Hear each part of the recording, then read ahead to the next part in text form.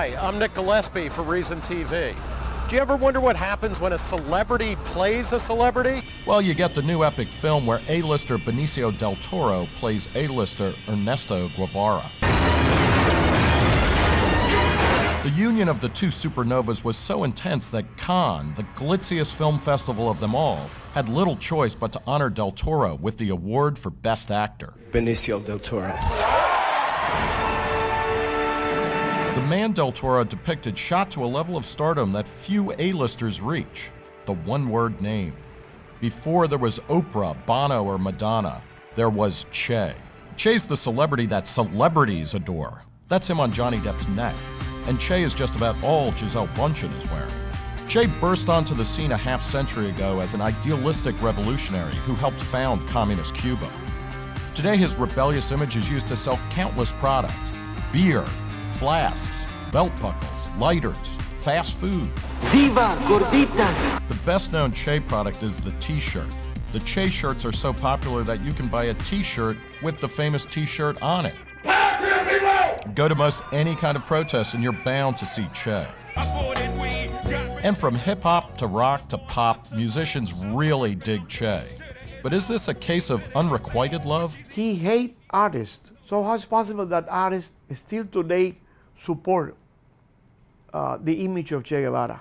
Paquito DRivera met Che once and recalls how hostile he was to DRivera's dream of becoming a musician. Che was an inspiration for me because ever since I thought I had to get out of this island as soon as I can because I am in the wrong place at the wrong time.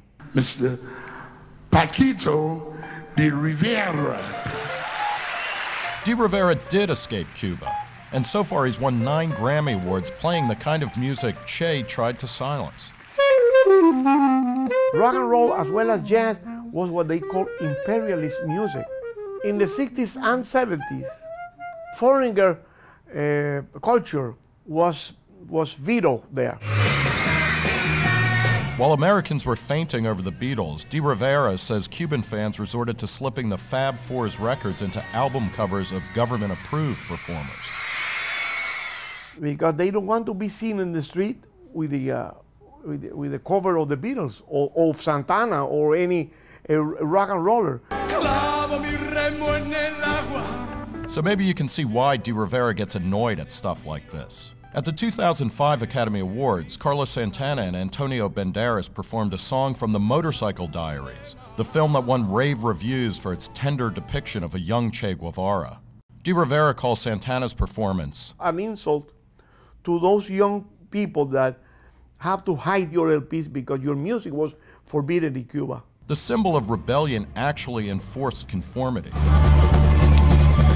So if protesters tried this in Cuba, Che wouldn't be marching with them. His men would be imprisoning them and perhaps murdering them.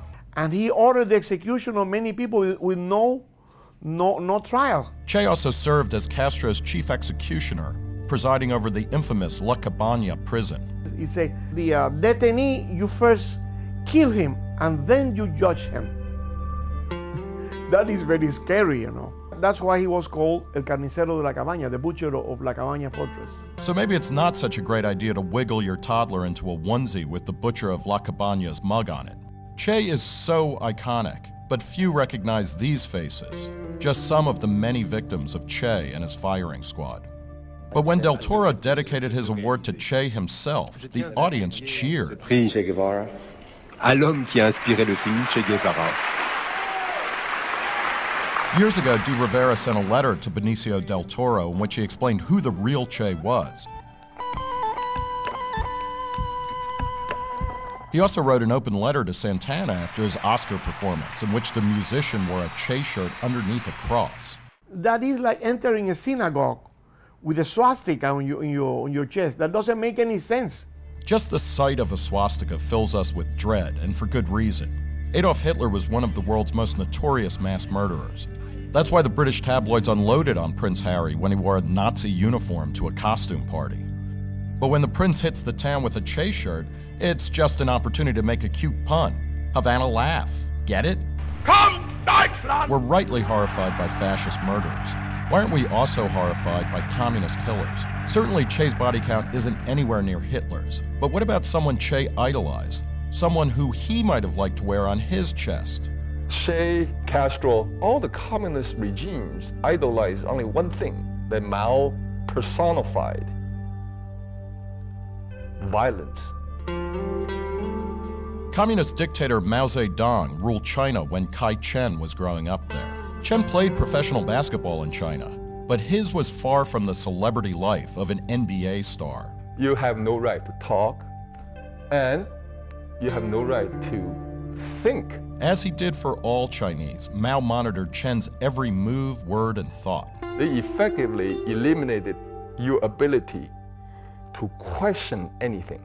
Questioning Mao's authority was especially dangerous. If you start questioning, you endanger not just yourself, but your own family. Chen's relatives were kidnapped and forced into labor camps. People were hauled off and killed all around him. And Mao's iron-fisted economic policies created a massive famine that killed 20 million peasants. People start eating each other, eating kids. Parents can't even stand eating their own kids. They exchange their kids with their neighbors. Calculating communism's death toll is a difficult task, but one taken on by the Black Book of Communism. The book's authors, themselves former communists, estimate that Mao is responsible for the deaths of 65 million people. That's vastly more than even Hitler's body count. Mao is a murderer, the biggest mass murder in human history. Certainly no one would use the image of the biggest mass murderer in human history to move merchandise. Then again, maybe Mao is the new Che. You can buy Mao watches, commuter mugs, caps, and t-shirts. You can go all-out kitsch and tell the world that Mao is your homeboy. Just a couple miles from Chen's Los Angeles home, he encounters a store selling Mao shirts. And a few doors down, there's a restaurant named after Mao. If there's an emblem in there with swastika, how people gonna react? Can you imagine a restaurant called Hitler's Kitchen? Vendors selling Hitler mugs or t-shirts boasting that Hitler is your homeboy. What I see this is that I see tears, I see blood.